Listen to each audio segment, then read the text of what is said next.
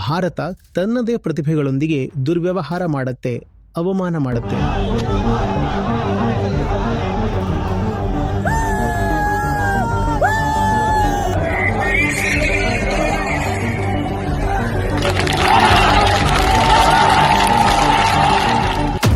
ತುಂಬಾ ಬೇಜಾರಾಗುತ್ತೆ. ಸ್ವಾತಂತ್ರ್ಯ ಸಿಕ್ಕಿ ಇಷ್ಟು ವರ್ಷ ಆದ್ಮೇಲೂ ಕೂಡ ಈ ತರಹದ ಮೂಲಭೂತ ಸಮಸ್ಯೆಗಳನ್ನ ಬಗೆಹರಿಸೋಕೆ ನಮಗೆ ಆಗ್ತಾ ಇಲ್ಲ ಅನ್ನೋದನ್ನ ನೋಡಿದ್ರೆ, ಮತ್ತು ವಿದ್ಯಾರ್ಥಿಗಳು ಪೇಪರ್ ಲೀಕ್, ಭ್ರಷ್ಟಾಚಾರ ಇವೆಲ್ಲವನ್ನ ಸಹಿಸಬೇಕಾದ ಸ್ಥಿತಿ ಬಂದಿದೆ.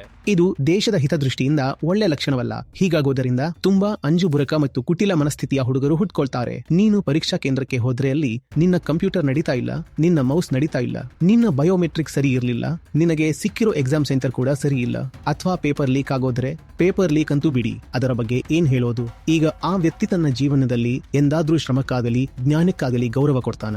ನನ್ನ ವಿಧಿ ಯಾದೃಚ್ಛಿಕ ಘಟನೆಗಳ ಮೇಲೆ ಅವಲಂಬಿತವಲ್ಲ. ನನ್ನ ವಿಧಿ, ನನ್ನ ಸ್ವಂತಿಕೆ, ನನ್ನ ದುಡಿಮೆ, ನನ್ನ ಪರಿಶ್ರಮದಿಂದ ನಿರ್ಧಾರವಾಗತ್ತೆ. ಆದರೆ ನಂತರ ಹೊಟ್ಟೆಪಾಡಿನ ಹೋರಾಟ ನಮ್ಮನ್ನ ದೂಡಿಕೊಂಡು ಮತ್ತೆ ಕೆಳಗೆ ಮಣ್ಣಲ್ಲಿ ಬೀಳುವಂತೆ ಮಾಡುತ್ತೆ. ನಮಸ್ಕಾರ ಆಚಾರ್ಯಜಿ. ನನ್ನ ಪ್ರಶ್ನೆ ಇತ್ತೀಚೆಗೆ SSC ಪರೀಕ್ಷೆಗಳಲ್ಲಿ ಆಗ್ತಾ ಇರೋ ಅವ್ಯವಸ್ಥೆ ಮತ್ತು ಅದರ ವಿರುದ್ಧ ನಡೀತಾ ಇರೋ ಪ್ರತಿಭಟನೆಗಳಿಗೆ ಸಂಬಂಧಪಟ್ಟಿದೆ. ಇಷ್ಟು ವರ್ಷ ಸ್ವಾತಂತ್ರ್ಯ ಸಿಕ್ಕಿ ಇಷ್ಟೆಲ್ಲ ಆದ್ಮೇಲೂ ಕೂಡ ಈ ತರಹದ ಮೂಲಭೂತ ಸಮಸ್ಯೆಗಳನ್ನ ಬಗೆಹರಿಸೋಕೆ ನಮಗೆ ಆಗ್ತಾ ಇಲ್ಲ ಅನ್ನೋದನ್ನ ನೋಡಿದ್ರೆ ತುಂಬಾ ಬೇಜಾರಾಗತ್ತೆ. ವಿದ್ಯಾರ್ಥಿಗಳು ಪೇಪರ್ ಲೀಕ್, ಭ್ರಷ್ಟಾಚಾರ ಇವೆಲ್ಲವನ್ನ ಸಹಿಸಬೇಕಾಗಿದೆ. ಒಂದು ಕಡೆ ನಮ್ಮನ್ನ ನಾವು ನಾಗರಿಕ ಸಮಾಜ, ಸುಸಂಸ್ಕೃತ ರಾಷ್ಟ್ರ ಅಂತ ಹೇಳ್ಕೋತೀವಿ. ಆದ್ರೂ ಈ ತರಹದ ಸಮಸ್ಯೆಗಳನ್ನ ಬಗೆಹರಿಸೋಕೆ ಆಗ್ತಾ ಇಲ್ಲ. ಇದರ ಹಿಂದಿರೋ ಮೂಲಭೂತ ಕಾರಣವಾದ್ರೂ ಏನು? ಮೂಲಭೂತ ಹೌದೋ ಅಲ್ವೋ ಅದೆಲ್ಲ ಆಮೇಲೆ. ನೀನು ಪರೀಕ್ಷೆ ಬರೆದಿದ್ಯಾ? ಮತ್ತೆ ನಿನಗೇಕೆ ಇಷ್ಟು ಆಸಕ್ತಿ ಇದ್ರಲ್ಲಿ? ನಿನ್ನ ಅಣ್ಣ ತಮ್ಮ, ಅಕ್ಕ ತಂಗಿ, ಫ್ರೆಂಡ್ಸ್ ಯಾರಾದ್ರೂ ಪರೀಕ್ಷೆ ಬರೆದಿದ್ದಾರಾ? ಹೌದು, ನನ್ನ ಹತ್ತಿರದವರು ಕೆಲವರು ಬರೆದಿದ್ದಾರೆ.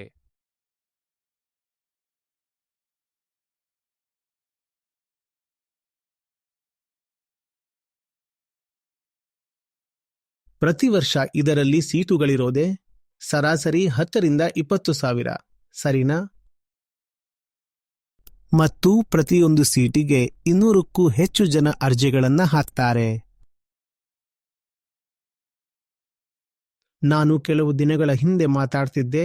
ಯಾರೋ ಒಬ್ಬರಿಗೆ ಹೇಳ್ತಾ ಇದ್ದೆ, ನನಗೆ ಕೆಲವು ವಿಷಯಗಳಲ್ಲಿ ನನ್ನ ಸ್ಕೂಲ್ ಮತ್ತು ಕಾಲೇಜ್ ದಿನಗಳ ಬಗ್ಗೆ ತುಂಬಾ ನೆನಪಾಗ್ತಾ ಇರತ್ತೆ ಅಂತ.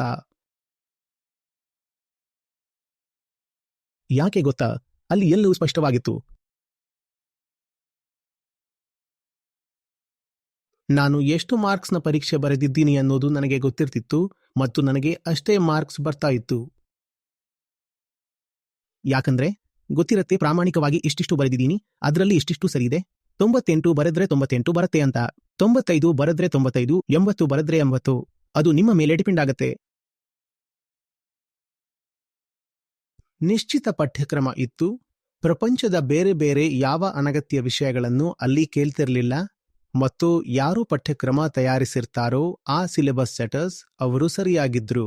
ಒಬ್ಬ ಹುಡುಗನಿಗೆ ಅಥವಾ ಒಬ್ಬ ಯುವಕನಿಗೆ ಬೆಳೆಯೋದಕ್ಕೆ ಏನೆಲ್ಲ ತಿಳ್ಕೋಬೇಕಾಗತ್ತೆ ಅಂತ ಅವರಿಗೆ ಗೊತ್ತಿತ್ತು. ಅದಕ್ಕೆ ಅವರು ತುಂಬಾ ಒಳ್ಳೆಯ ವಿಷಯಗಳನ್ನ ಸಿಲೆಬಸ್ನಲ್ಲಿ ಇಟ್ಟಿದ್ರು ಮತ್ತು ಅದು ಸರಿಯಾಗಿಯೂ ಇತ್ತು.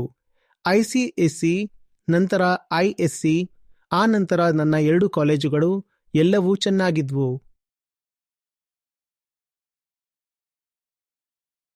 7ನೇ ತರಗತಿಯಲ್ಲಿರಬೇಕಾದ್ರೆ 16 ಟೇಲ್ಸ್ ಫ್ರಮ್ ಶೇಕ್ಸ್ಪಿಯರ್ ಇತ್ತು. 8ನೇ ತರಗತಿಯಿಂದ ಶೇಕ್ಸ್ಪಿಯರ್ ಓದೋಕೆ ಶುರು ಮಾಡಿದ್ದೆ. 12ನೇ ತರಗತಿವರೆಗೂ ಸಿಲೆಬಸ್ನಲ್ಲಿತ್ತು. ತುಂಬಾ ಚೆನ್ನಾಗಿತ್ತು. ಮೊದಲೇದೇನೆಂದ್ರೆ ಸಿಲೆಬಸ್ ಚೆನ್ನಾಗಿತ್ತು. ಆಮೇಲೆ ನಿಮ್ಮ ಭವಿಷ್ಯ ನಿಮ್ಮ ಸಿದ್ಧತೆಯಿಂದ ನಿರ್ಧಾರವಾಗ್ತಾ ಇತ್ತು. ನೀವು ಚೆನ್ನಾಗಿ ಓದಬೇಕು ಅಷ್ಟೇ. ನೀನು ಚೆನ್ನಾಗಿ ಓದಿದ್ರೆ ಎಷ್ಟು ಓದಿದ್ದೀಯೋ, ಎಷ್ಟು ಜ್ಞಾನ ಗಳಿಸಿದ್ದೀಯೋ, ಎಷ್ಟು ಗೊತ್ತಿದೆಯೋ ಅದರ ಪ್ರಕಾರವೇ ನಿನಗೆ ಮಾರ್ಕ್ಸ್ ಬರ್ತಿದ್ವು. ನಿನ್ನ ರ್ಯಾಂಕ್ ಕೂಡ ಅದೇ ರೀತಿ. ನನಗೆ ಇದು ತುಂಬಾ ನೀಟ್ ಅನ್ಸಿತ್ತು. ಆ ನೀಟ್ನೆಸ್ ಕಾಲೇಜಿನ 4 ಗೋಡೆಯಿಂದ ಹೊರಗೆ ಬಂದ ಮೇಲೆ ಮುಗಿದು ಹೋಯಿತು. ಈಗ ನಾನು ಏನು ಮಾತಾಡ್ತಾ ಇದ್ದೀನೋ ಅದೇ ಪ್ರಕಾರ ಕರ್ಮಫಲ ಸಿಗ್ತಾ ಇದೆ ಅಂತಲ್ಲ. ಈಗಂತೂ ಹೇಗಾಗಿದೆ ಅಂದ್ರೆ, ನೀವು ಕರ್ಮವನ್ನ ಮಾಡ್ತಾ ಇರಿ, ಕರ್ಮಫಲವನ್ನಂತೂ ಈಗ ಬಿಟ್ಟಾಗಿದೆ. ಮತ್ತು ಮಾಡ್ತಾ ಇರೋ ಕೆಲಸಕ್ಕೆ ತಕ್ಕ ಕರ್ಮಫಲ ಕೂಡ ಈಗ ಇಲ್ಲ. ಆದರೆ ಇದೆಲ್ಲ ಆದದ್ದು ಆಮೇಲೆ, ನಾನು ತುಂಬಾ ಸಮರ್ಥವಾದ್ಮೇಲೆ. ಆಗ ನನಗೆ ಕರ್ಮಫಲದ ಬಗ್ಗೆ ಚಿಂತೆ ಮಾಡಬೇಕಾದ ಅವಶ್ಯಕತೆ ಬರಲಿಲ್ಲ.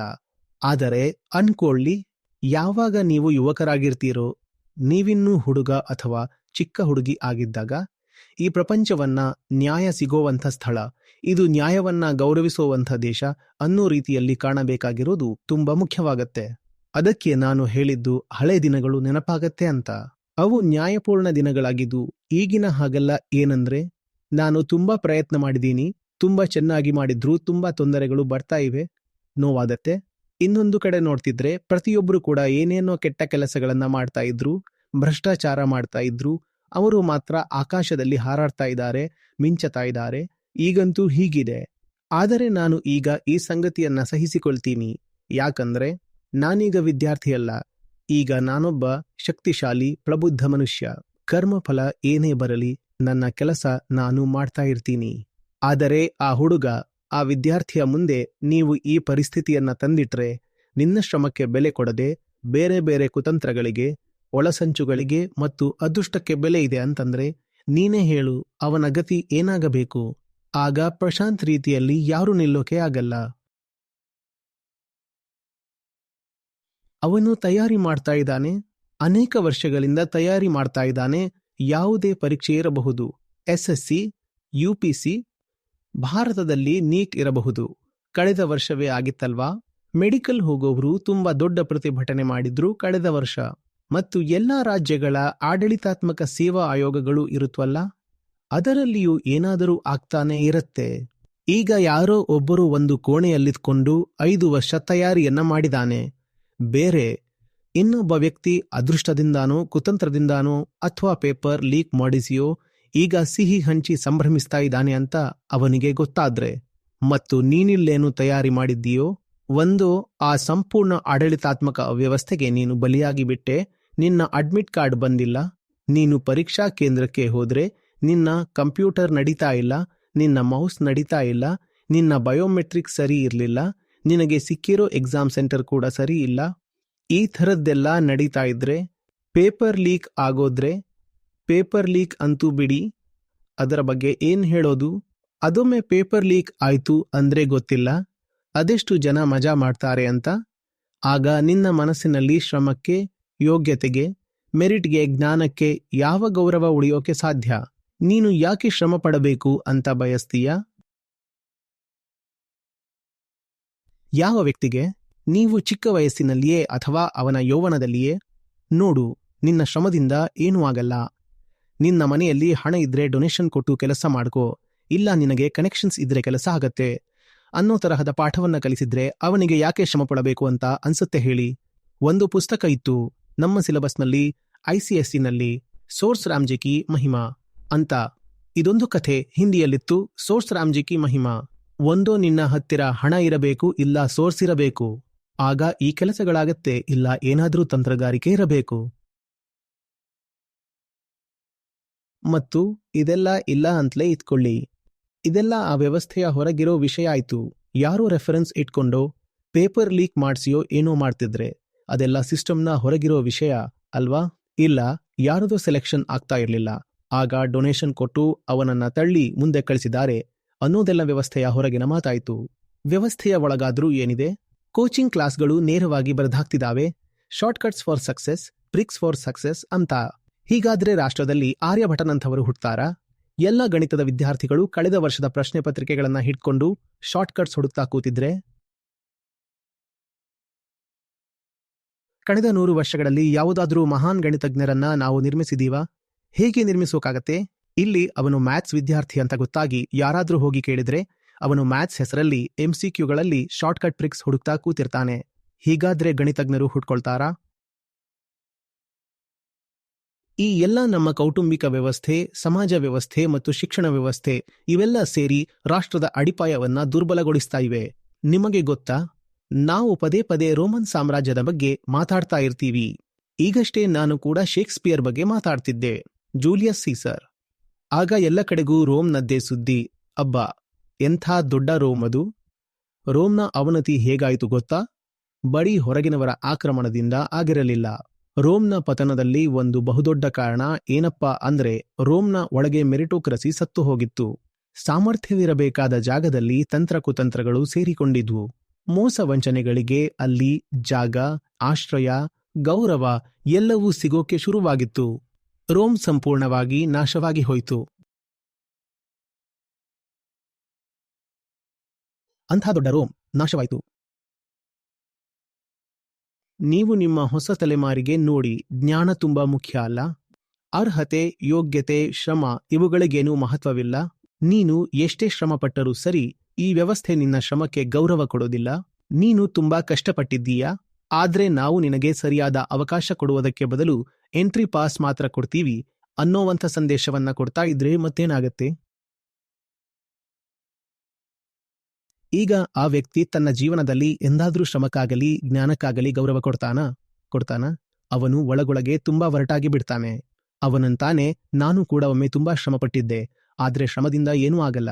ತಂತ್ರಗಾರಿಕೆ ಇದ್ರೆ ಎಲ್ಲ ಆಗತ್ತೆ, ಶಾರ್ಟ್ಕಟ್ನಿಂದ ಆಗತ್ತೆ. ಲಕ್ಷ ದುಡ್ಡು ಸುರಿದು ಕೋಚಿಂಗ್ ಮಾಡಿಸಿಕೊಂಡರೆ ಆಗತ್ತೆ. ಕೋಚಿಂಗ್ ಸೆಂಟರ್ ಹೇಳಿಕೊಡ್ತಾವಲ್ಲ ಸಕ್ಸಸ್ ಸೂಟ್ರಾಸ್, ಟ್ರಿಕ್ಸ್ಗಳನ್ನ, ಅದರಿಂದ ಯಶಸ್ಸು ಸಿಗತ್ತೆ ಅಂತಾನೆ. ಇನ್ನೂ ಹೆಚ್ಚು ಹಣ ಇದ್ರೆ ಪೇಪರ್ ಔಟ್ ಮಾಡಿಸಿಬಿಡು. ಪೇಪರ್ ಔಟ್ ಮಾಡೋ ಏಜೆಂಟ್ಗಳು ಕೂಡ ತುಂಬಾ ಜನ ತಿರುಗಾಡ್ತಾ ಇದ್ದಾರೆ. ಒಬ್ಬ ರೈತ ಎಷ್ಟು ದುಃಖ ಪಡ್ತಾನೆ ಗೊತ್ತಾ? ಅವನು ಬೆಳೆದ ಎಲ್ಲ ಬೆಳೆಯನ್ನು ಮಾರುಕಟ್ಟೆಯ ದಲ್ಲಾಳಿಗಳು ತಿಂದು ಹಾಕಿದ್ದಾರೆ ಅನ್ನೋದು ಗೊತ್ತಾದ್ರೆ. ಇಡೀ ಶ್ರಮ ಅವನದು, ಆದರೆ ಲಾಭವನ್ನ ಯಾರೋ ಬೇರೆಯವರು ಕಬಳಿಸಿದ್ದಾರೆ. ಹೇಗನ್ಸತ್ತೆ ಆಗ? ಅದೇ ಥರ ವಿದ್ಯಾರ್ಥಿಗೂ ಹಾಗೆ ಅನಿಸತ್ತೆ ಇದೆಲ್ಲ ನಡೀತಿರೋದನ್ನ ನೋಡಿದರೆ. ಎಷ್ಟೇ ಆಗಲಿ ರೈತನಿಗೆ ಒಂದು ಸೀಸನ್, 1 ವರ್ಷದ ಶ್ರಮ ಮಾತ್ರ ಇರತ್ತೆ. ಆದರೆ ವಿದ್ಯಾರ್ಥಿ ಭಾರತದಲ್ಲಿರೋ ವ್ಯವಸ್ಥೆಯ ಪ್ರಕಾರ ನೋಡಿದ್ರೆ 2 ವರ್ಷನೋ 4 ವರ್ಷನೋ 6 ವರ್ಷನೋ ಮತ್ತು UPSC ಪಟುಗಳಿಗಂತೂ 10 ವರ್ಷಗಳ ಶ್ರಮ ಮಾಡಬೇಕಾಗತ್ತೆ. ಅವರಿಗೆ ಅಷ್ಟು ದಿನ ಶ್ರಮ ಪಡಬೇಕಾಗತ್ತೆ.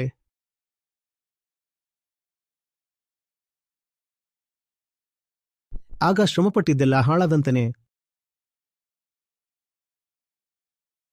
ನಾನು ಮತ್ತೆ ಹೇಳ್ತಾ ಇದ್ದೀನಿ, ನನ್ನೊಳಗೆ ಒಂದು ಅತ್ಯಂತ ದೊಡ್ಡ ಸುರಕ್ಷತೆ ಇರ್ತಾ ಇತ್ತು. ಎಂಥ ಸುರಕ್ಷತೆ ಅಂದ್ರೆ, ಒಂದ್ ವೇಳೆ ನಾನು ಓದಿದ್ದೀನಿ ಅಂತಾದ್ರೆ ಆ ಓದಿನ ಫಲಿತಾಂಶ ನನಗೆ ಸಿಕ್ಕೇ ಸಿಗತ್ತೆ. ನಾನು ಹೇಗೆ ಇನ್ನಷ್ಟು ಓದಬಹುದು, ಹೇಗೆ ನನ್ನ ವಿಷಯದಲ್ಲಿ ಇನ್ನಷ್ಟು ಆಳವಾಗಿ ಪ್ರವೇಶಿಸಬಹುದು ಅನ್ನೋದನ್ನೇ ನಾನು ಯೋಚಿಸ್ತಾ ಇದ್ದೆ. ನನ್ನ ಗಮನ ಇದರಲ್ಲಿ ಇರ್ತಿತ್ತೇ ಹೊರತು ಈ ಬಾರಿ ಮಾರ್ಕಿಂಗ್ ಸ್ಕೀಮ್ ಹೇಗಿರುತ್ತೆ, ವ್ಯಾಲ್ಯೂಯೇಷನ್ ಮಾಡೋರು ಲೀನಿಯಂಟ್ ಮಾರ್ಕಿಂಗ್ ಮಾಡ್ತಾರೋ ಇಲ್ಲ ಟಫ್ ಮಾರ್ಕಿಂಗ್ ಮಾಡ್ತಾರೋ ಅನ್ನೋದರ ಬಗ್ಗೆ ನಾನು ಗಮನನೇ ಕೊಡ್ತಿರ್ಲಿಲ್ಲ.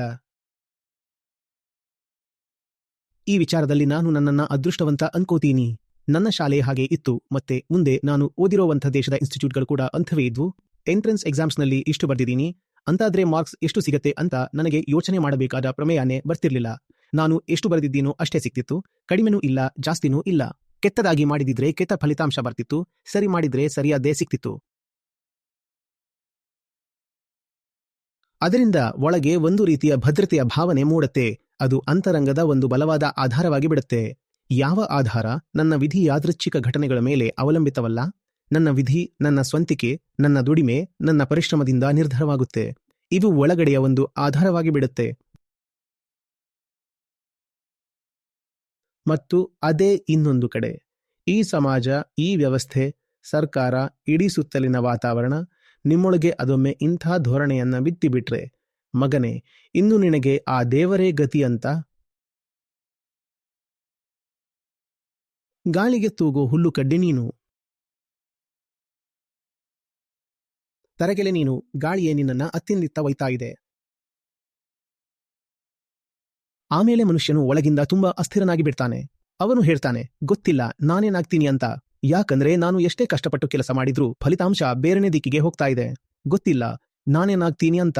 ಈಗಲೇ ಒಂದೊಂದು ಸೀಟಿಗೆ 200-250 ಜನ ಅರ್ಜಿ ಹಾಕಿದ್ದಾರೆ. ಅದ್ರಲ್ಲೂ ನನ್ನ ಆಯ್ಕೆಯಾಗಲಿ ಫಲಿತಾಂಶವಾಗಲಿ ನನ್ನ ಪರಿಶ್ರಮದಿಂದೆಲ್ಲ ನಡೀತಿರೋದು. ಒಳಗೆ ತುಂಬಾ ಭಯಂಕರವಾದ ಇನ್ಸೆಕ್ಯೂರಿಟಿ ಬಂದ್ಬಿಡುತ್ತೆ. ತುಂಬಾ ತೀವ್ರವಾಗಿರೋ ಅನಿಶ್ಚಿತತೆ ಅದು. ಭಾರತದಲ್ಲಿ ಸರ್ಕಾರಿ ಕೆಲಸದ ಅಮಲಿನ ರೂಪದಲ್ಲಿ ಕಾಣಿಸ್ತಿರೋದು ಆ ಇನ್ಸೆಕ್ಯೂರಿಟಿನೇ. ಈಗ ಅರ್ಥವಾಗ್ತಾ ಇದೆಯಲ್ವಾ? ಒಂದ್ಸಲ ಒಳಗೆ ಅಸುರಕ್ಷತೆ ಬಂದು ಬಿಟ್ರೆ ಹೊರಗೆ ಏನು ಹುಡುಕ್ತೀರಿ? ಸುರಕ್ಷತೆ. ನೀವು ಹೇಳ್ತೀರಿ ಎಂಥ ಕೆಲಸ ಸಿಗಬೇಕಂದ್ರೆ ನನ್ನನ್ನ ಕೆಲಸದಿಂದ ತೆಗೆದುಹಾಕೋದೇ ಅಸಾಧ್ಯ ಅಥವಾ ತುಂಬಾ ಕಷ್ಟ ಅನ್ನೋ ನಿಯಮವೇ ಇರಬೇಕು. ಸಂಬಳದ ಜೊತೆ ಮುಂದೆ ಪೆನ್ಷನ್ ಕೂಡ ಸಿಗಬೇಕು, PF ಗ್ರ್ಯಾಚ್ಯುಯಿಟಿ ಎಲ್ಲ ಸಿಗಬೇಕು. ಹೆಲ್ತ್ ಬೆನಿಫಿಟ್ಸ್ ರಿಟೈರ್ಡ್ ಆದ ಮೇಲೂ ಸಿಗ್ತಾನೆ ಇರಬೇಕು ಅಂತೀರಿ. ನೀವು ಎಂದಾದ್ರೂ ಯೋಚನೆ ಮಾಡಿದಿರಾ, ಭಾರತದಲ್ಲಿ ಮತ್ತು ಇನ್ನು ಕೆಲವು ಅಭಿವೃದ್ಧಿಶೀಲ ದೇಶಗಳಲ್ಲಿಯೇ ಏಕೆಷ್ಟು ಸರ್ಕಾರಿ ನೌಕರಿಗೋಸ್ಕರ ಹೊಡೆದಾಟ ನಡೆಯುತ್ತೆ ಅಂತ? ಕೆಲವು ಸಾವಿರ ಹುದ್ದೆಗಳಿಗೆ 30-40 ಲಕ್ಷ ಮಂದಿ ಯಾಕೆ ಅರ್ಜಿ ಹಾಕ್ತಾರಂತ ಯೋಚನೆ ಮಾಡಿದಿರಾ? ನಾವು ನಮ್ಮ ಮಕ್ಕಳನ್ನ, ಯುವಜನರನ್ನ ಒಳಗಿನಿಂದ ಅಸುರಕ್ಷಿತರಾಗುವಂತೆ ಮಾಡಿದೀವಿ. ಶಾಲೆಗಳಲ್ಲಿ ಕಾಪಿ ಹೊಡ್ಸೋದು, ಭ್ರಷ್ಟಾಚಾರ, ನೆಪೋಟಿಸಂ, ಯಾರ್ಯಾರಿಗೋ ಹೇಗೆಗೋ ಅಡ್ಮಿಷನ್ ಕೊಡ್ಸೋದು, ಏನೇನೋ ಆಗತ್ತೆ. ತುಂಬಾ ವಂಚನೆ ನಡೀತಿದೆ. ಅಂಕಗಳನ್ನ ಖರೀದಿಸಲಾಗತ್ತೆ, ಶಿಕ್ಷಕರನ್ನ ಖರೀದಿಸಲಾಗತ್ತೆ, ಸಂಪೂರ್ಣ ವ್ಯವಸ್ಥೆಯನ್ನೇ ಖರೀದಿಸಬಹುದು. ಇದನ್ನೆಲ್ಲ ನೋಡ್ತಾ ನೋಡ್ತಾ ನಮ್ಮ ಯುವಕರು ಒಳಗಿನಿಂದ ತುಂಬಾ ಅಸ್ಥಿರರಾಗಿ ಬಿಡ್ತಾರೆ. ಅವರಿಗನ್ಸತ್ತೆ ಏನ್ ಬೇಕಾದರೂ ಮಾಡಬಹುದು. ನಾವು ನೋಡಿದ್ರೆ ಏನೂ ಇಲ್ಲ. ನಾವು ಈಗಿನ್ನೂ 18-20 ವರ್ಷದವರಿದ್ದೀವಿ. ಈ ಜಗತ್ತಿನಲ್ಲಿ ದೊಡ್ಡ ದೊಡ್ಡ ಶಕ್ತಿಗಳಿವೆ. ಆ ಶಕ್ತಿಗಳು ನಮ್ಮನ್ನ ಬೊಂಬೆಯಂತೆ ಆಟವಾಡಿಸ್ತಾ ಇದ್ದಾವೆ. ಈ ರೀತಿಯ ಭಯ ಅವರ ಮನಸ್ಸಿನಲ್ಲಿ ಕೂತು ಬಿಡತ್ತೆ. ಹಾಗಾಗಿ ಭಯಗೊಂಡು ಮನುಷ್ಯ ಸುರಕ್ಷತೆಯನ್ನ ಹುಡುಕಾಡ್ತಾನೆ. ಆ ಸುರಕ್ಷತೆಗೋಸ್ಕರ ಅವನು ಹೇಳ್ತಾನೆ, ನಮಗೆ ಇಂತಿಂಥ ನೌಕರಿ ಬೇಕು ಅಂತ. ಆ ನೌಕರಿಗೋಸ್ಕರ ಮನುಷ್ಯ 10 ವರ್ಷಗಳ ಕಾಲ ಪ್ರಯತ್ನ ಮಾಡ್ತಾನೆ. 16 ವರ್ಷಗಳನ್ನ ಕಳೀತಾನೆ ಒಂದು ನೌಕರಿಗೋಸ್ಕರ. ನೀನು ಯಾವುದೇ ಉದ್ಯೋಗನಾದ್ರೂ ಮಾಡು, ಆದ್ರೆ ಒಳಗಿನ ಭಯ ಅದರಿಂದ ಹೋಗೋದಿಲ್ಲ. ಒಳಗಿನ ಭಯಕ್ಕೆ ಬೇರೆ ಥರದ ಪರಿಹಾರ ಹುಡುಕಬೇಕಾಗತ್ತೆ. ಆದರೆ ಒಂದು ಮಾತನ್ನ ಅರ್ಥ ಮಾಡ್ಕೋ, ಹೀಗಾದ್ರೆ ದೇಶದಲ್ಲಿ ಯಾವುದೇ ಸೃಜನಶೀಲತೆ ಉಳಿಯಲ್ಲ. ಯಾಕೆಂದರೆ ಪ್ರತಿಯೊಬ್ಬ ವ್ಯಕ್ತಿಯು ಕೇವಲ ಸುರಕ್ಷತೆಯ ಹಿಂದೆ ಓಡ್ತಾ ಇರ್ತಾನೆ. ಭಯಭೀತ ಮನಸ್ಸು ಕ್ರಿಯೇಟಿವ್, ಸೃಜನಾತ್ಮಕವಾಗಿರೋಕೆ ಸಾಧ್ಯವಿಲ್ಲ.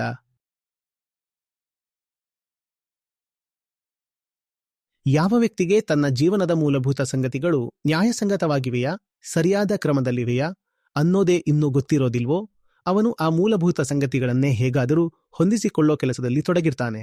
ಅವನು ಉನ್ನತವಾಗಿರೋ ಯಾವುದನ್ನು ಎಂದಿಗೂ ಯೋಚಿಸೋದೇ ಇಲ್ಲ.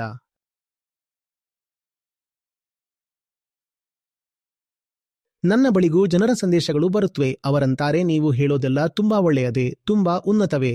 ಆದರೆ ನಾವೇನ್ ಮಾಡೋಣ? ನಮ್ಮ ಊರಿನ, ಮನೆಯ, ಅಕ್ಕಪಕ್ಕದ ದೇಶದಲ್ಲಿರೋ ವ್ಯವಸ್ಥೆಗೆ ನಮ್ಮ ಅನ್ನ ನೀರಿನ ವ್ಯವಸ್ಥೆಯನ್ನು ಸರಿಯಾಗಿ ಮಾಡ್ಲಿಕ್ಕೆ ಸಾಧ್ಯವಾಗ್ತಿಲ್ಲ ಅಂದ್ರೆ?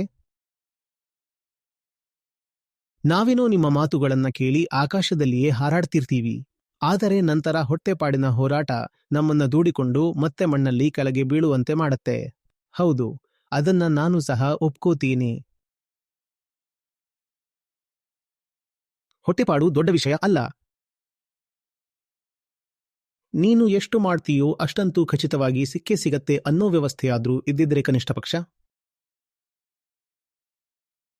ಅದು ನಿಶ್ಚಿತವಿಲ್ಲ ಅಲ್ವಾ? ಈ ಅನಿಶ್ಚಿತತೆ, ಅಸುರಕ್ಷತೆಯನ್ನೇನು ಉಂಟು ಮಾಡಲಾಗತ್ತೋ ಅದು ತುಂಬಾ ಅಪಾಯಕಾರಿ, ಬಹಳ ಅಪಾಯಕಾರಿ. ಮತ್ತು ಇದರಿಂದ 2 ವರ್ಗಗಳು ಹುಟ್ಕೊಳ್ತವೆ. ಒಂದು, ಅಲ್ಲಿ ಕೆಲವರಿಗೆ ಏನಾದರೂ ಸಿಕ್ಕಿರುತ್ತೆ, ಅವರು ಹ್ಯಾವ್ ಆಗ್ತಾರೆ, ಅಂದ್ರೆ ಪ್ರಿವಿಲೇಜ್ಡ್ ಆಗಿಬಿಡ್ತಾರೆ. ಇನ್ನೊಂದಂದ್ರೆ 99.99% ಜನರಿಗೆ ಏನೂ ಸಿಗಲ್ಲ, ಅವರು ಹ್ಯಾವ್ ನಾಟ್ಸ್ ಆಗ್ತಾರೆ. ಮೇಲಿನವರೇ ಕೆಳಗಿನವರ ಶೋಷಣೆಯನ್ನ ಮಾಡ್ತಾರೆ. ನಾವು ಅವರನ್ನ ಎಲ್ಲರಿಗೆ ಆಡಳಿತಾತ್ಮಕ ಸೇವೆ ಒದಗಿಸೋರು ಅಂತ ಕರಿತೀವಿ, ಆದ್ರೆ ಅವರು ನಿಜಕ್ಕೂ ಸೇವೆ ಮಾಡ್ತಾ ಇರೋದಿಲ್ಲ. ಆ ಸ್ಥಾನದಲ್ಲಿ ಕುಳಿತುಕೊಂಡು ಆಡಳಿತ ಮಾಡ್ತಿರ್ತಾರೆ.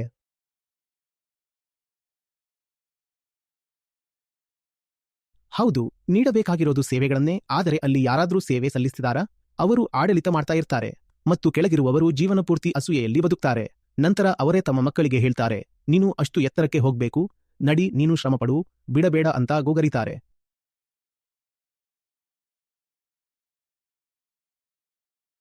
ನಿನ್ನ ಯೋಗ್ಯತೆಗೆ ತಕ್ಕ ಗೌರವ ಸಿಗತ್ತೆ ಮತ್ತು ನಿನ್ನ ಪರಿಶ್ರಮಕ್ಕೆ ತಕ್ಕ ಬೆಲೆ ಸಿಗತ್ತೆ ಅನ್ನೋ ಭರವಸೆಯನ್ನು ನೀಡಿದಾಗ ಮಾತ್ರ ಒಂದು ಒಳ್ಳೆಯ ಸಮಾಜವಾಗಲಿ, ಒಳ್ಳೆಯ ರಾಷ್ಟ್ರವಾಗಲಿ ಮತ್ತು ಒಂದು ಒಳ್ಳೆಯ ವಿಶ್ವವಾಗಲಿ ನಿರ್ಮಾಣವಾಗೋದಕ್ಕೆ ಸಾಧ್ಯ.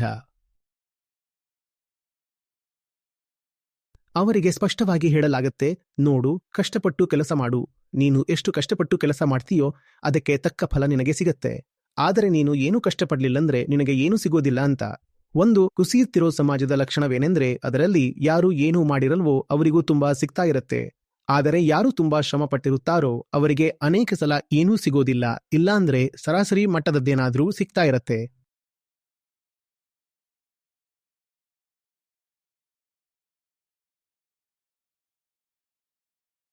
ನಾನೆಲ್ಲೋ ಒಂದ್ ಕಡೆ ಓದಿದ್ದೆ, ಏನಂದ್ರೆ ಸಾಮಾನ್ಯವಾಗಿ ಬೋರ್ಡ್ಗಳಲ್ಲೇನು ಉತ್ತರ ಪತ್ರಿಕೆಗಳನ್ನ ಚೆಕ್ ಮಾಡಲಾಗತ್ತೋ, ಬೋರ್ಡ್ ಪರೀಕ್ಷೆಗಳಾಗ್ತಿರ್ತಾವಲ್ವಾ, ಅವುಗಳ ಉತ್ತರ ಪತ್ರಿಕೆಗಳನ್ನ ಚೆಕ್ ಮಾಡೋರಿಗೆ ಒಂದು ಕಾಪಿಗೆ ಇಂತಿಷ್ಟು ಹಣ ಅಂತ ಸಿಗತ್ತೆ. ಹೀಗಾಗಿ ಅವರು ಯೋಚನೆ ಮಾಡ್ತಾರೆ, ಎಷ್ಟು ಬೇಗ ಆಗತ್ತೋ ಅಷ್ಟು ಬೇಗ ಹೆಚ್ಚು ಕಾಪಿಗಳನ್ನ ಮುಗಿಸಿಬಿಡೋಣ, ಏನೇ ಆದ್ರೂ ದುಡ್ಡು ಅಷ್ಟೇ ತಾನೇ ಸಿಗೋದು, ಒಂದೊಂದೇ ಕಾಪಿಗೆ ಹೆಚ್ಚು ಸಮಯ ಹಾಕಿ ಏನು ಪ್ರಯೋಜನ. ಅವರು ಆ ಕಾಪಿಗಳನ್ನು ತಗೊಂಡು ತಮ್ಮ ಮನೆಯಲ್ಲಿರೋ ಯಾರಾದರೂ ಚಿಕ್ಕವನಿಗೆ ಕೊಟ್ಟು, ಎಲ್ಲರಿಗೂ 55ರಿಂದ 75ರ ನಡುವೆ ಯಾವುದಾದ್ರೂ ಮಾರ್ಕ್ಸ್ ಕೊಡ್ತಾ ಹೋಗು ಅಂತ ಹೇಳ್ತಿದ್ರು. ಅಂದರೆ ಆವರೇಜ್ ಮಾರ್ಕ್ಸ್ ಹೆಚ್ಚು ಮಂದಿಗೆ 60-65 ಕೊಡ್ತಾ ಹೋಗು ಅಂತ ಹೇಳ್ತಿದ್ರು. ಆವರೇಜ್ ಮಾರ್ಕ್ಸ್, ನೀವು ಏನ್ ಮಾಡ್ತಾ ಇದ್ದೀರಿ ಇದನ್ನ ಅಂತ ಕೇಳಿದ್ರೆ ಅವರು ಹೇಳಿದ್ರು, ಏನಿಲ್ಲ, ನಾನೇನೂ ಮಾಡ್ತಿಲ್ಲ, ಒಂದು ಕಾಪಿ ಚೆಕ್ ಮಾಡಿದ್ರೆ ಸಿಗೋವಷ್ಟೇ ಸಿಗೋದು, ಅಷ್ಟೇ ಸಿಕ್ತಿತ್ತು ಬೋರ್ಡ್ ಕಡೆಯಿಂದ ಅಥವಾ ಇನ್ನೆಲ್ಲಿಂದಲೋ. ಅವರಂತಿದ್ರು, ನೋಡಿ, ಯಾರಿಗೋ 50 ಬರೋ ಜಾಗದಲ್ಲಿ ನಾನವನಿಗೆ 70 ಕೊಟ್ರೆ ಅವನ್ ಅನ್ಕೊಳ್ತಾನೆ ಲೀನಿಯಂಟ್ ಮಾರ್ಕಿಂಗ್ ಆಯ್ತು ಅಂತ, ಮತ್ತೊಬ್ಬನಿಗೆ 70 ಬರೋ ಜಾಗದಲ್ಲಿ 50 ಕೊಟ್ರೆ ಅವನ್ ಅನ್ಕೊಳ್ತಾನೆ ಟಫ್ ಮಾರ್ಕಿಂಗ್ ಆಯ್ತು ಅಂತ. ನಾನು ಎಲ್ಲೂ ಸಿಕ್ಕಾಕೋದೇ ಇಲ್ಲ. ಹೀಗಾಗಿ ಅವರ ಮನೆಯ ಆ ಚಿಕ್ಕ ಹುಡುಗನೇ ಪಟ್ಪಟ ಅಂತ ಎಲ್ಲಾ ಕಾಪಿಗಳನ್ನ ಮಾಡಿ ಮುಗಿಸ್ತಿದ್ದ.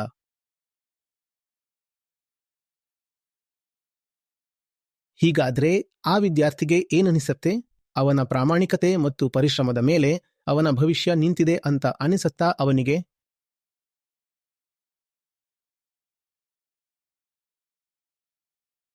ಯಾರೋ ಒಬ್ಬಾತ 2-3 ವರ್ಷ ತಯಾರಿ ಮಾಡಿಕೊಂಡಿದ್ದಾನೆ, ಅವನು ಪರೀಕ್ಷೆಗೆ ಹೋಗ್ತಾನೆ, ಆದ್ರೆ ನೀವು ಅವನಿಗೆ ಎಂಟ್ರೆನ್ಸ್ ಕೊಡಲ್ಲ.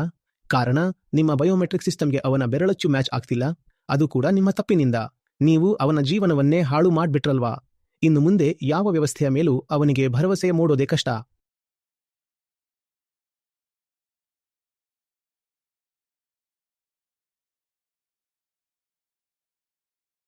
ಇವತ್ತು ನಾವು ಅಮೆರಿಕವನ್ನ ನೋಡ್ತೀವಿ. ಅದು ಪ್ರಪಂಚದಾದ್ಯಂತ ಎಲ್ಲ ರೀತಿಯಲ್ಲೂ ಮುಂಚೂಣಿಯಲ್ಲಿರೋ ದೇಶ. ಸೇನೆ ವಿಷಯದಲ್ಲೂ, ಆರ್ಥಿಕತೆಯಲ್ಲೂ, ಕಲೆಯಲ್ಲೂ ಅಥವಾ ಜ್ಞಾನದಲ್ಲೂ ಕೂಡ ಅವರು ಮುಂದೆಯೇ ಇರ್ತಾರೆ. ನೀವು ನೋಡಿ, ಪ್ರಪಂಚದ ಟಾಪ್ 100 ಯೂನಿವರ್ಸಿಟೀಸ್ಗಳ ಪೈಕಿ ಎಷ್ಟು ಅಮೆರಿಕನ್ ಅಂತ. ಕಲ್ಚರ್ ಅನ್ನೋ ವಿಷಯದಲ್ಲೂ ಅದೇ ಮುಂಚೂಣಿಯಲ್ಲಿದೆ. ಇಡೀ ಜಗತ್ತಿನ ಸಂಸ್ಕೃತಿಯನ್ನ ಹಾಲಿವುಡ್ ಪ್ರಭಾವಿತಗೊಳಿಸತ್ತೆ. ಕ್ರೀಡೆಗಳಲ್ಲೂ ಅದೇ ಮುಂಚೂಣಿಯಲ್ಲಿರೋದು. ಬೇಕಾದ್ರೆ ನೋಡಿ, ಸುಮಾರು 50% ವಿಂಬಲ್ಡನ್ ಟೈಟಲ್ಗಳನ್ನ ಅಮೆರಿಕನ್ ಆಟಗಾರರೇ ಗೆದ್ದಿದ್ದಾರೆ ಮತ್ತು ಉಳಿದ ಗ್ರ್ಯಾಂಡ್ ಸ್ಲಾಮ್ಸ್ಗಳದ್ದು ಕೂಡ ಇದೇ ಸ್ಥಿತಿ. ಒಲಿಂಪಿಕ್ಸ್ನಲ್ಲೂ ಅಮೆರಿಕಾನೇ ಮೊದಲ ಸ್ಥಾನದಲ್ಲಿರೋದು. ಏನು ಕಾರಣ ಅಂತ ಕೇಳ್ತೀರಾ? ಕಾರಣವೆಂದರೆ ಮೆರಿಟೋಕ್ರಸಿ. ಅಮೆರಿಕ ಇಡೀ ಜಗತ್ತಿನ ಪ್ರತಿಭೆಯನ್ನ ತನ್ನಲ್ಲಿಗೆ ಆಹ್ವಾನಿಸತ್ತೆ ಮತ್ತು ಗೌರವ ಕೊಡತ್ತೆ. ಆದರೆ ಭಾರತ ಏನ್ ಮಾಡತ್ತೆ ಗೊತ್ತಾ? ತನ್ನದೇ ಪ್ರತಿಭೆಗಳೊಂದಿಗೆ ದುರ್ವ್ಯವಹಾರ ಮಾಡತ್ತೆ, ಅವಮಾನ ಮಾಡತ್ತೆ. ಅಮೆರಿಕಕ್ಕೋಸ್ಕರ ದೊಡ್ಡ ದೊಡ್ಡ ಕೆಲಸಗಳನ್ನ, ಉನ್ನತವಾದ ಸಾಧನೆಗಳನ್ನ ಮಾಡಿದ್ದು ಯಾರು ವಲಸಿಗರಾಗಿ ಬಂದು ಅಮೆರಿಕದಲ್ಲಿ ನೆಲೆಸಿದ್ದಾರೋ ಅವರು.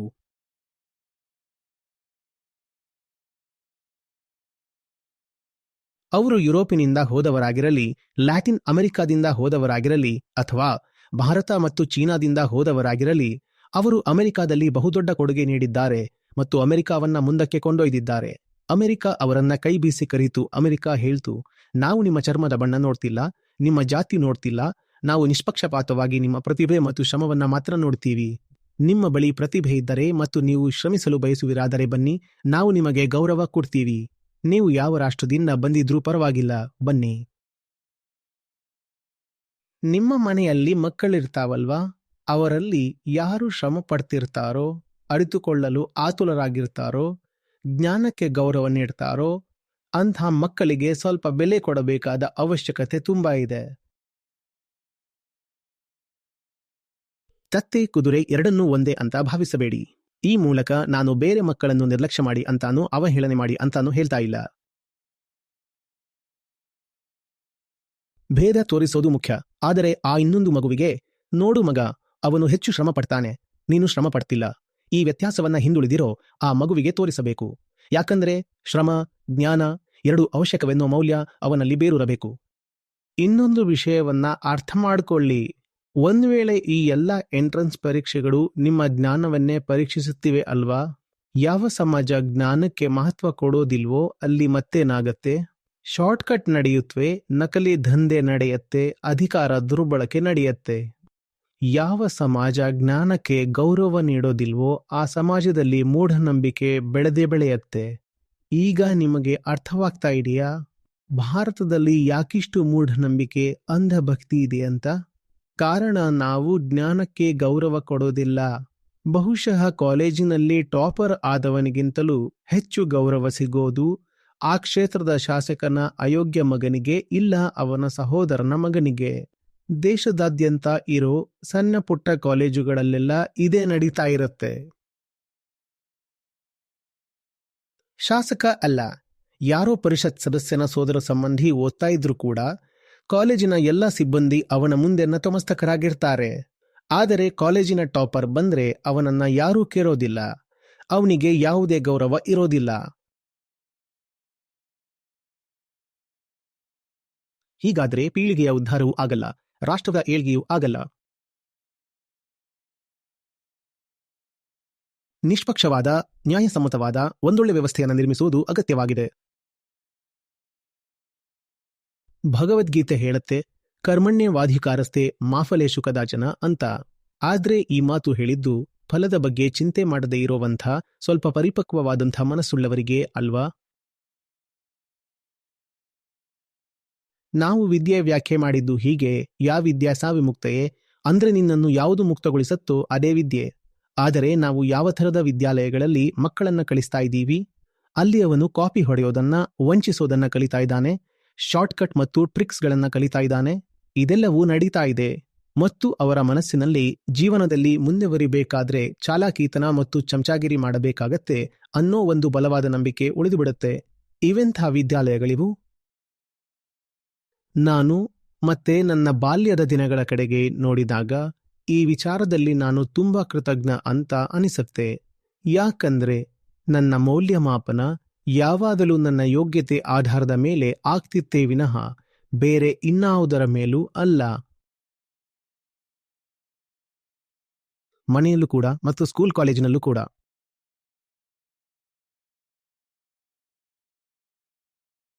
ಮನೆಯ ಹಿರಿಯ ಮಗನಾಗಿದ್ದೆ, ಅದರಿಂದ ಏನೂ ವ್ಯತ್ಯಾಸವಾಗ್ತಿರ್ಲಿಲ್ಲ. ಹುಡುಗನಾಗಿದ್ದೆ, ಹುಡುಗಿಯಾಗಿರ್ಲಿಲ್ಲ ಅನ್ನೋದ್ರಿಂದಲೂ ಏನೂ ವ್ಯತ್ಯಾಸವಾಗ್ತಿರ್ಲಿಲ್ಲ. ನೀನು ಏನು ಮಾಡಬೇಕಾಗಿದೆಯೋ ಅದನ್ನ ಮಾಡಿದ್ರೆ ಮಾತ್ರ ನಿನಗೆ ಬೆಲೆ, ಮತ್ತು ನೀನು ಅದನ್ನ ಮಾಡಿದ್ರೆ ಯಾವ ಪರಿಸ್ಥಿತಿಯೇ ಬಂದ್ರೂ ನಾವು ನಿನ್ನಿಂದ ಆ ಮೌಲ್ಯವನ್ನ ಕಸಿದುಕೊಳ್ಳೋದಿಲ್ಲ. ಈ ಸಂಗತಿ ಪುನಃ ಹೇಳ್ತಾ ಇದ್ದೀನಿ. ಈ ಸಂಗತಿ ಮನುಷ್ಯನನ್ನ ಒಳಗಿಂದ ತುಂಬಾ ಸುರಕ್ಷಿತವಾಗಿಸತ್ತೆ, ಬಲಿಷ್ಠವಾಗಿಸತ್ತೆ. ನನ್ನ ಭವಿಷ್ಯ ನನ್ನ ಕೈಯಲ್ಲಿದೆ ಅಂತನಿಸೋಕೆ ಶುರುವಾಗತ್ತೆ.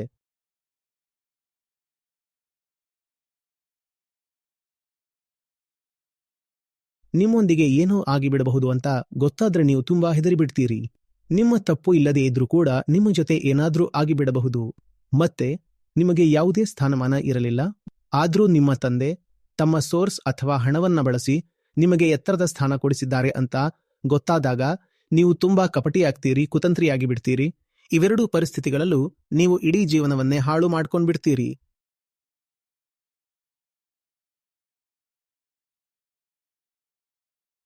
ಪ್ರತಿ ವರ್ಷ ಒಂದೋ ಎರಡೋ ಇಂಥ ದೊಡ್ಡ ಪ್ರತಿಭಟನೆಗಳು ನಡೀತಾನೇ ಇರತ್ವೆ. ಒಮ್ಮೆ 10ನೇ ತರಗತಿ 11ನೇ ತರಗತಿಯವರು ಪ್ರೊಟೆಸ್ಟ್ ಮಾಡ್ತಿದ್ರೆ, ಕೆಲವೊಮ್ಮೆ ಇನ್ಯಾರೋ ಮಾಡ್ತಿರ್ತಾರೆ, ಪೋಸ್ಟ್ ಗ್ರಾಜ್ಯುಯೇಟ್ಸ್ ಮಾಡ್ತಿರ್ತಾರೆ. ಇದು ದೇಶದ ಹಿತದೃಷ್ಟಿಯಿಂದ ಒಳ್ಳೆ ಲಕ್ಷಣವಲ್ಲ. ಹೀಗಾಗೋದರಿಂದ ತುಂಬಾ ಅಂಜುಬುರುಕ ಮತ್ತು ಕುಟಿಲ ಮನಸ್ಥಿತಿಯ ಹುಡುಗರು ಹುಟ್ಕೊಡ್ತಾರೆ. ನಾನು ಹುಡುಗ ಅಂತ ಹೇಳಿರೋದು ಹೊಸ ತಲೆಮಾರಿನವರನ್ನ ಉದ್ದೇಶಿಸಿ. ಹುಡುಗ ಹುಡುಗಿ ಇಬ್ಬರು, ಅವರಲ್ಲಿ ಜ್ಞಾನಕ್ಕೆ ಯಾವುದೇ ಗೌರವ ಉಳಿದಿರೋದಿಲ್ಲ. ಅವರು ಹೇಳ್ತಾರೆ, ಜ್ಞಾನದಿಂದ ಏನೂ ಆಗೋದಿಲ್ಲ, ನೀವು ನೋಡ್ತೀರಲ್ಲ, ಅವರ ಕಣ್ಣಲ್ಲಿ ಕಾಣ್ತಾ ಇರತ್ತೆ, ಹೆಚ್ಚು ಜ್ಞಾನ ತೋರಿಸಬೇಡ ಸಾಕು ಅಂತಿರ್ತಾರಲ್ಲ, ಅವರೇ ಇವರು. ಮತ್ತೆ ನಾವು ದೊಡ್ಡ ದೊಡ್ಡ ಜ್ಞಾನಿಗಳನ್ನ ನೋಡಿದೀವಿ, ಆದರೆ ನಮಗೊತ್ತಿದೆ ಜ್ಞಾನದಿಂದ ಏನೂ ಆಗೋದಿಲ್ಲ ಅಂತಾರೆ. ಹಾಗಾದ್ರೆ ಯಾವುದರಿಂದ ಆಗತ್ತೆ ಅಂತ ಕೇಳಿದ್ರೆ, ತಂತ್ರಗಾರಿಕೆಯಿಂದ ಆಗತ್ತೆ, ಚಮಚಾಗಿರಿಯಿಂದ ಆಗುತ್ತೆ, ಪವಾಡಗಳಿಂದ ಆಗತ್ತೆ, ಮೂಢನಂಬಿಕೆಯಿಂದ ಆಗತ್ತೆ, ನಾಯಕರ ಶ್ರೀಮಂತರ ಬಾಬಾಜಿಗಳ ಕಾಲು ನೆಕ್ಕೋದ್ರಿಂದ ಆಗತ್ತೆ ಅಂತಾರೆ. ಜ್ಞಾನದಿಂದ ಏನ್ ಸಿಗತ್ತೆ? ಒಂದ್ ವೇಳೆ ನಿಮ್ಮ ಸಮಾಜ ಜ್ಞಾನದ ಅಡಿಪಾಯದ ಮೇಲೆ ನಿಂತಿಲ್ಲ ಅಂದ್ರೆ ಯೋಚಿಸಿ, ಅದು ಯಾವುದರ ಆಧಾರದ ಮೇಲೆ ನಿಂತಿದೆ ಅಂತ.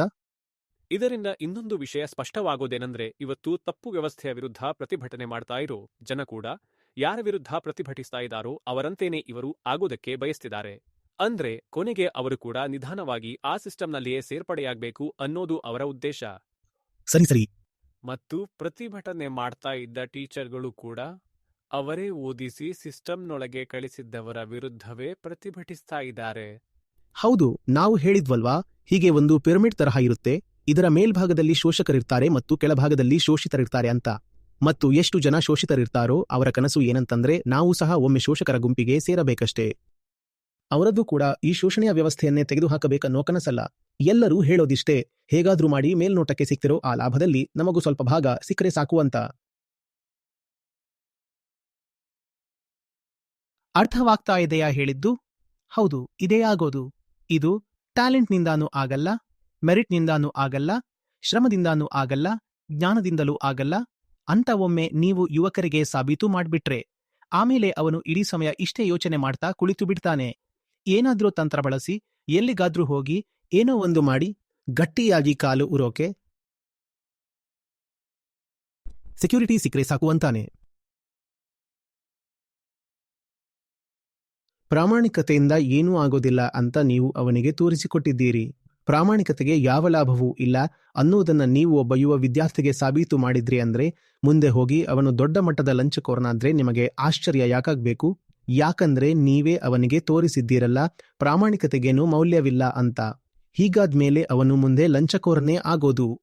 ಆದರೆ ನೀವು ಅವನಿಗೆ ಅವನ ಪ್ರಾಮಾಣಿಕತೆಗೆ ಯೋಗ್ಯವಾದ ಪ್ರತಿಫಲ ಕೊಟ್ಟಿದ್ದರೆ, ಬೆನ್ನು ತಟ್ಟಿದ್ದರೆ ಅವನ್ಯಾಕೆ ಲಂಚಕೋರ ಆಗ್ತಿದ್ದ?